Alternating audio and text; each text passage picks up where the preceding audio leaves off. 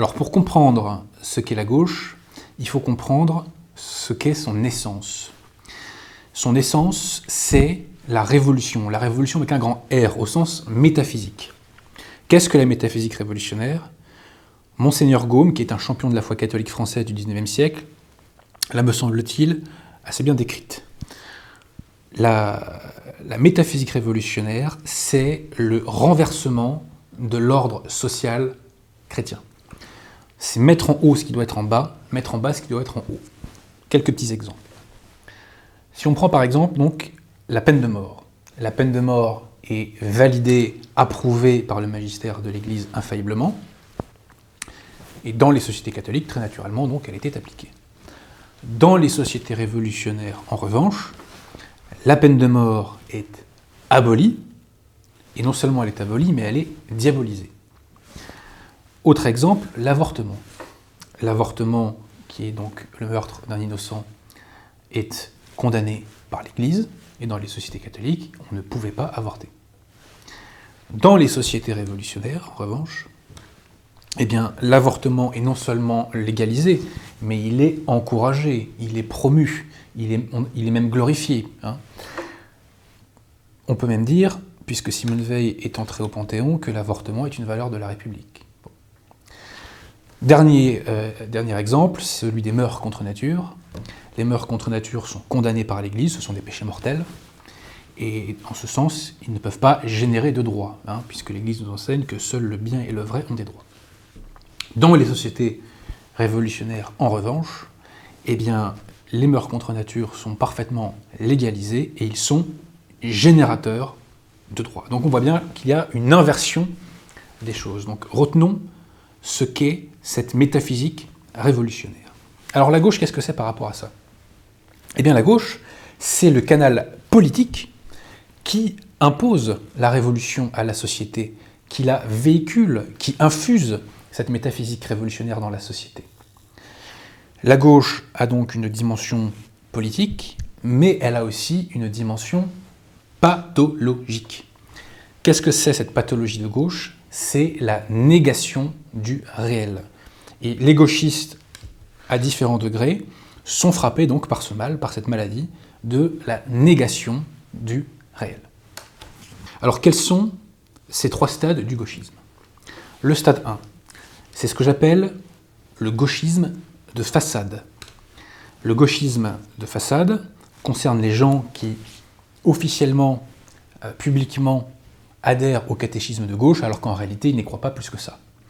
Et les intéressés se soumettent publiquement à ce catéchisme de gauche pour des raisons de respectabilité sociale, pour des raisons de conformisme, et pour ne pas avoir à subir une certaine forme d'ostracisme. Le stade 2 du gauchisme, c'est ce que j'appelle le gauchisme curable. Le gauchiste curable, lui, adhère véritablement au catéchisme gauchiste, mais lorsque la réalité devient trop violente, lorsqu'elle heurte trop justement les dogmes de ce catéchisme, eh bien l'intéressé bascule. L'un des exemples de cela, c'est par exemple Michel Onfray, très concrètement.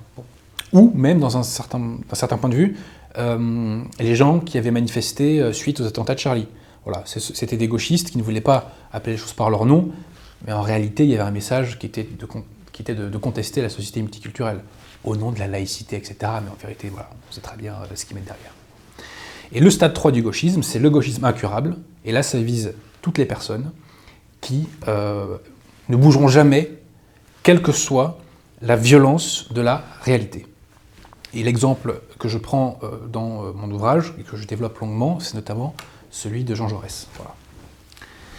L'un des enjeux politiques, d'un point de vue, je dirais, de la stratégie, aujourd'hui, c'est de détacher les gauchistes curables et les gauchistes de façade des gauchistes incurables. Voilà. Pour affaiblir, justement, ce bloc gauchiste. L'abbé Jean-Baptiste Aubry développe l'idée selon laquelle l'action des grands hommes et des grands philosophes consiste à formaliser, à consolider ce qui existe déjà à l'état latent dans la société. Donc la question qui se pose à nous est qu'est-ce que la gauche a formalisé qu'est-ce qui existait déjà et que la gauche a consolidé. La gauche a formalisé le pouvoir démiurgique de l'individu. Le démiurge, c'est le démon créateur, si vous voulez. Bon. La gauche donc, a formalisé ce pouvoir démiurgique qui fait que l'individu s'autorise à nier l'essence des choses, à nier la nature des choses. L'individu s'autorise dès lors à refondre la société selon ses desiderata. Si bien que, par exemple, le migrant qui est un envahisseur se transforme en futur Montaigne, tout simplement. L'avortement, qui est un assassinat, se transforme en un droit de la femme. Voilà. Alors, comment se manifeste cette négation du réel qui est indispensable au pouvoir démiurgique, hein? Il suffit d'écouter le discours médiatique. Officiellement, le grand remplacement relève de la théorie du complot. LOL. Officiellement, il n'y a pas de problème d'insécurité plus que cela. On a eu une campagne médiatique ces derniers mois pour nous dire que, on nous a refait le coup de Jospin du sentiment d'insécurité, comme si ça n'existait pas, si vous voulez. On a eu aussi une campagne médiatique sur la question du racisme systémique. Si la République française était raciste, je pense qu'on l'a remarqué quand même. Hein. Bon. L'immigration est une chance pour la France. Toujours cette même négation du réel. Ou encore, pour citer Madame Buzyn, un père, ça peut aussi être une femme. Bien entendu, c'est parfaitement crédible. Voilà. Donc on voit bien que la gauche a forgé une pseudo-réalité, une sorte de réalité parallèle qui se fonde sur la négation du réel. Voilà.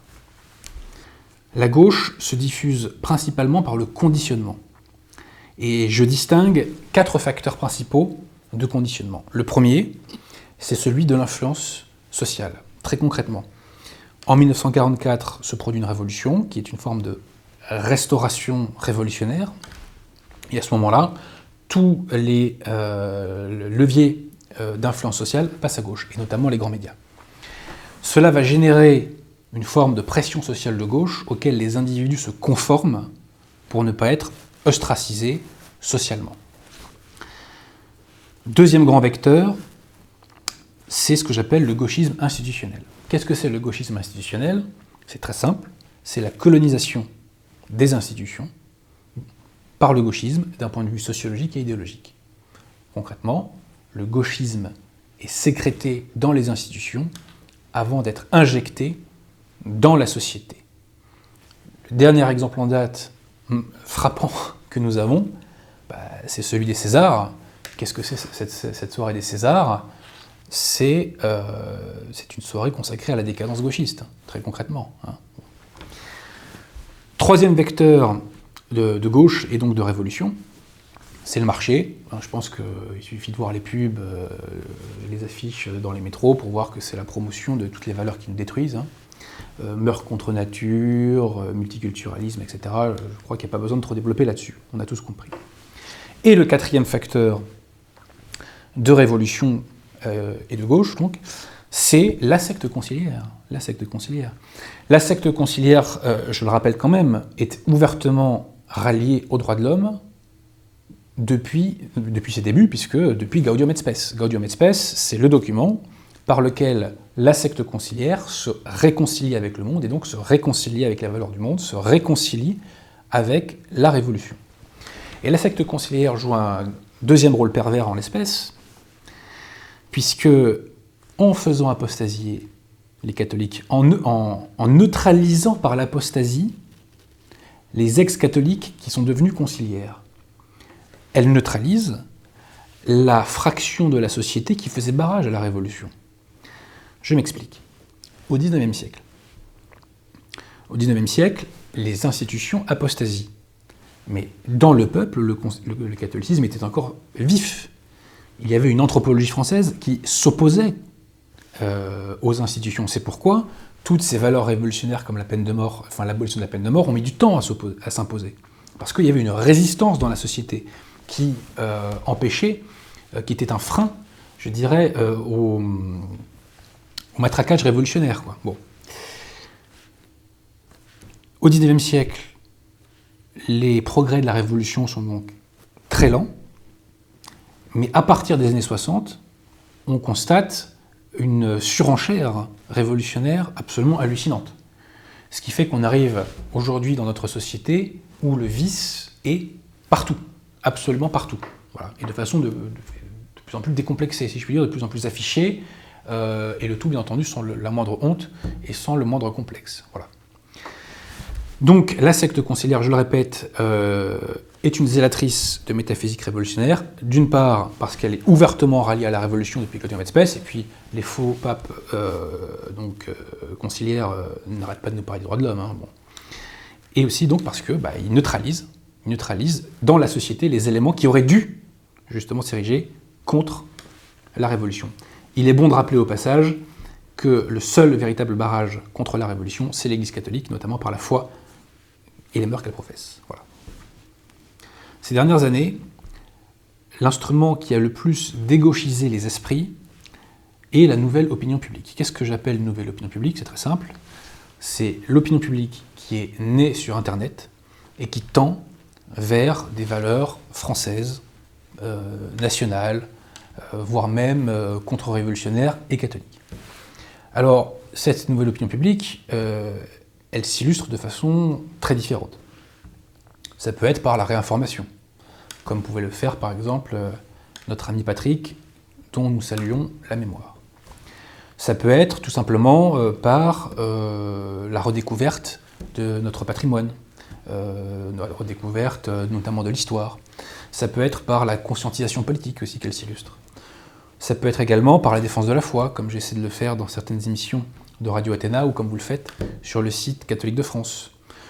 La nouvelle opinion publique peut aussi générer des liens sociaux et elle peut se manifester par ce que j'appelle de l'entertainment enracinant, comme le fait par exemple Papacito ou encore Baptiste Marchais.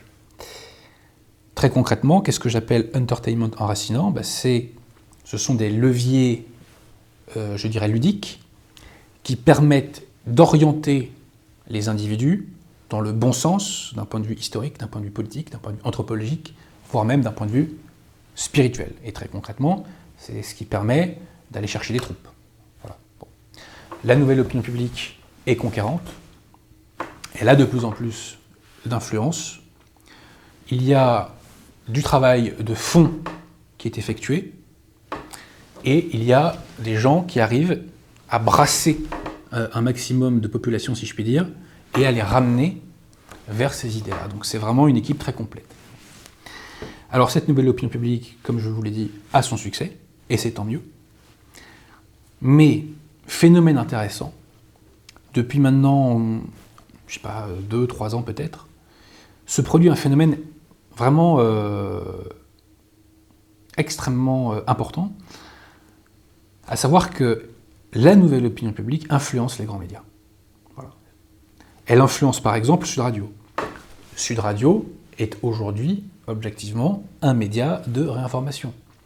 Il y a toujours des gages qui sont donnés au système, c'est obligatoire, sinon la radio sauterait. Hein.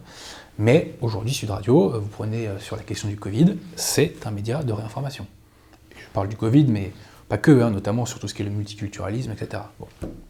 Autre exemple, Valeurs Actuelles. Valeurs Actuelles, aujourd'hui, c'est quasiment un média de réinformation. Valeurs Actuelles a créé sa chaîne YouTube il y a quelques mois de ça.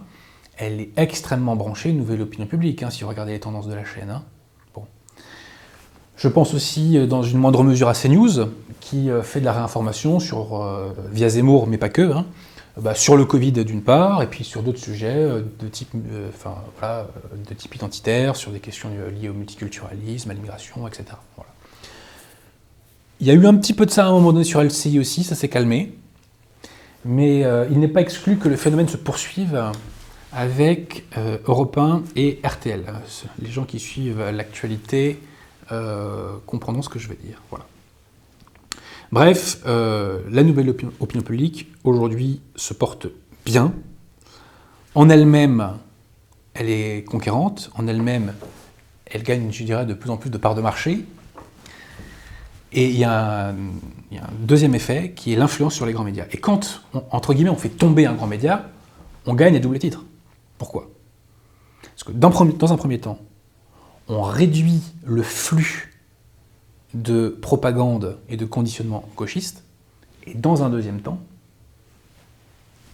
on distille un discours qui oriente les esprits dans la bonne direction.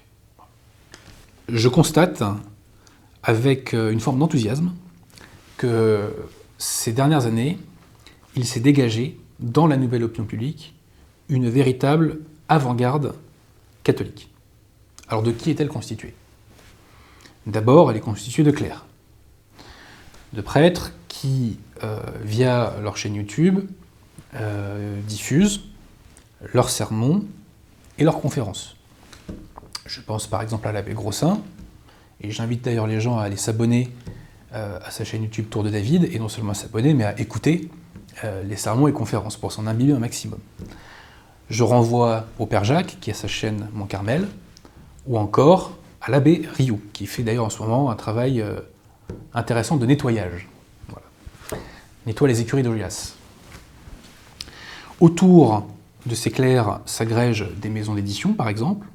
Je pense à nos amis du collectif Saint-Robert Bellarmin, qui font un remarquable travail de réédition de vieux ouvrages, de réédition d'ouvrages quasiment inédits. Je pense le bouquin qui a été traduit par Guillaume Fonazel, ça n'avait pas été fait en France encore. Et puis aussi, ils éditent des ouvrages originaux. Je pense à leur ouvrage 60 ans de religion conciliaire, qui est pour moi un ouvrage qui fera date dans le combat contre la secte conciliaire. D'autres maisons d'édition, je pense à la maison d'édition Altitude, je pense à la maison d'édition Vox Gallia, voilà, donc tout ça s'agrège, si je puis dire, assez clair. Des sites internet s'agrègent également. Le site catholique de France, on peut penser aussi au site de Guillaume Fonazel, Fidéposte. Et autour de tout cela, s'agrègent des personnalités laïques diverses et variées, vraiment au profil très différent. Des gens comme votre serviteur, on peut penser à Maxence Écart, ou on peut même penser, dans un autre genre, je vous l'ai dit, par exemple à Papacito. Papacito a fait un entretien